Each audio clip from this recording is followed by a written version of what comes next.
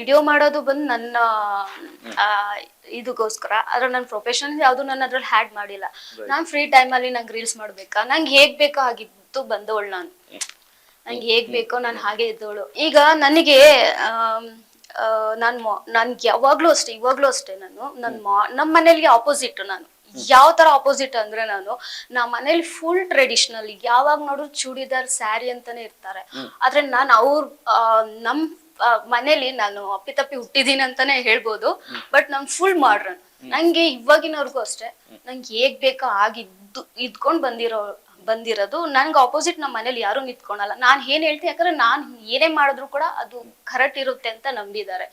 So ಅದಕ್ಕೆ ನಾ ಹೇಗ್ ಬೇಕೋ ಆಗಿರ್ತೀನಿ. ಅಂದ್ರೆ ನನ್ಗೆ ಯಾವ ತರ ಮಾಡ್ರನ್ ಆಗ್ಬೇಕಾ ಇರ್ತೀನಿ. ಯಾಕಂದ್ರೆ ನನ್ ಪ್ರೊಫೆಷನಲ್ ಆ ತರ ಇದೆ. ನಾನು ಆಚೆ ಹೋದ್ರು ಕೂಡ ನನ್ ಫುಲ್ ಮಾಡ್ರನ್ನೇ. ನನ್ಗೆ ಸ್ಯಾರಿ ಹಾಕೊಂಡು ಟ್ರೆಡಿಷನಲ್ ಆಗಿ ಟೆಂಪಲ್ ಹೋಗಕ್ಕೂ ಬರುತ್ತೆ, ಮಾಡ್ರನ್ ಆಗಿದ್ದು ನಾನು ಶಾಪ್ ಕೊಡಕ್ಕೂ ಬರುತ್ತೆ. ಎರಡಕ್ಕೂ ನಾನು ಸಹಿ ಇದೀನಿ.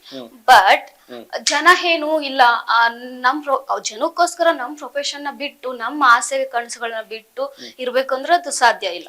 ಅದು ಅವ್ರವ್ರ ಇಷ್ಟ, ಅವ್ರಿಗಂತ ಫ್ರೀಡಮ್ ಇರುತ್ತೆ. ಈಗ ಮನೇಲೆ ನಮ್ಮ ಅಪ್ಪ ಅಮ್ಮನೇ ನಮ್ಗೆ ಫ್ರೀಡಮ್ ಕೊಟ್ಟಿರ್ಬೇಕಾದ್ರೆ ಬೇರೆ ಯಾರೋ ಕಮೆಂಟ್ ಮಾಡ್ತಾರೆ ಅವ್ರಿಗೋಸ್ಕರ ನಾವ್ ಜೀವನ ಮಾಡ್ಬೇಕು ಅಂತಂದ್ರೆ ಅದು ನಮ್ಗ್ ಆಗಲ್ಲ ತಗೊಳೋದಿಕ್ಕೆ.